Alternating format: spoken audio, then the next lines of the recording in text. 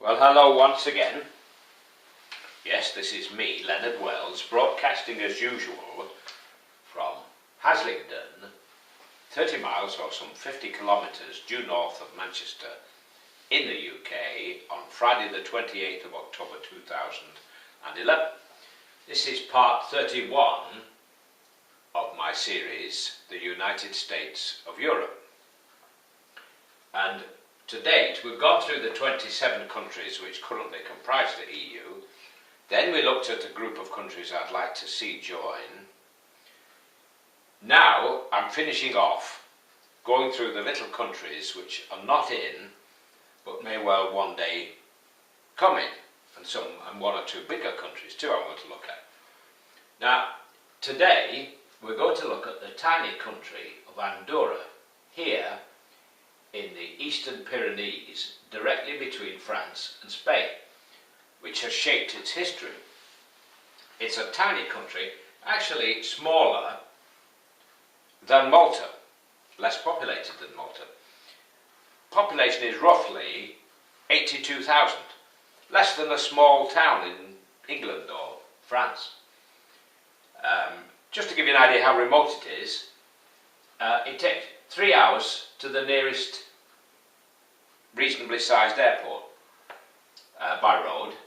There's a railway line from Toulouse, which stops a couple of kilometres from the border.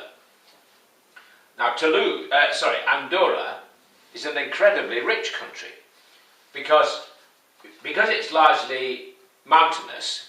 There's a lot of skiing available in the winter, have a lot of snow. I think the average height of the country is some 6,000 feet, 2,000 metres, which is quite high. HASLINGDEN is 900 feet, 300 metres, so high in England but low in terms of some of these mountainous countries.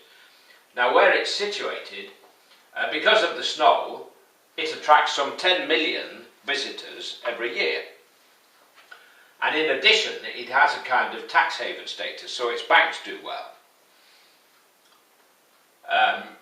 The reason it is separate is historical, as in a lot of these countries this kind of thing happens.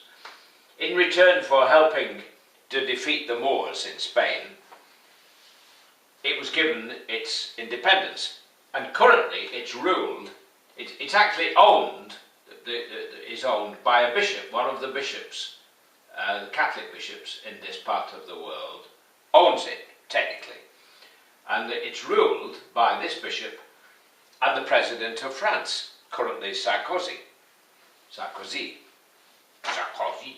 they say in France. And between them, it uses the euro. Isn't that amazing? Because, of course, at one time, its currency was the Spanish peseta and the French franc. But when they changed to the euro, it had to change. As I say, very rich. The individual income per capita, as they call it, is almost the same as people in the UK. While I'm in favour of enlargement and making a United States of Europe, when you see how well little Andorra does, you can understand why people prefer to stay on their own. I'm all right, Jack, kind of thing.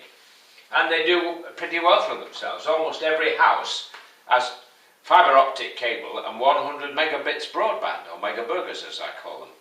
Isn't that amazing? Far exceeding the case in the UK and in many other European countries. So they're obviously not backward in coming forward, and they look forward. And I'm sure they will come into the EU. They have close associationship with it. Of course, where it's situated, during the war, the south of France was what was called Vichy France. The northern part was occupied by the Germans.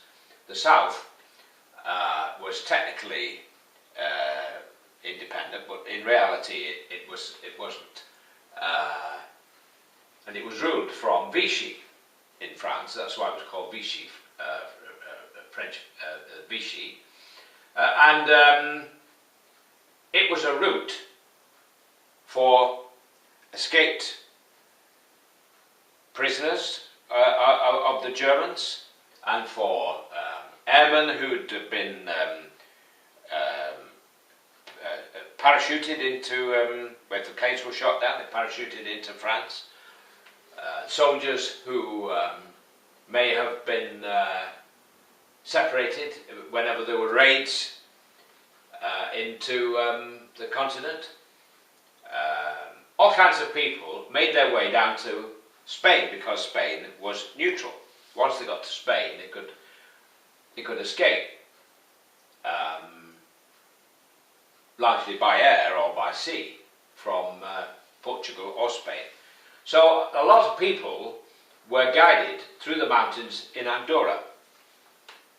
It's called the Principality of Andorra, largely Christian, very high age expectation, 81 for men and 87 for women. Isn't that amazing?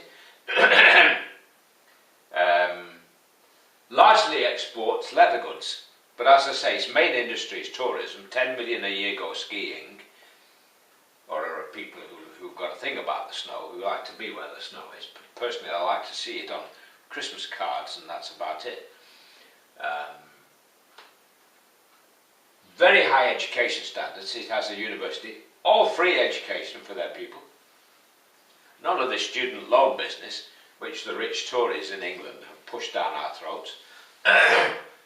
They've ruined everything, the Tories. Now I'm showing my politics, so I must be careful. Forgive me. So that's Andorra, very peaceful there. Not a lot more that I can tell you, because being between the two countries, it has access to both countries' media, television, radio, etc., etc., etc. And that's about it. Sounds like a nice place to live, don't you think? Healthy. Apparently it has an army, but for some strange reason they're all referred to as officers. They're all called officers, so who obeys who, I don't know. But apparently it's largely ceremonial. It's for whenever they salute the flag, they have this army. Of course it's protected by France and Spain. So that's Andorra. Very nice little place. God bless while it's still legal in the UK to say God bless. Take care and bye for now.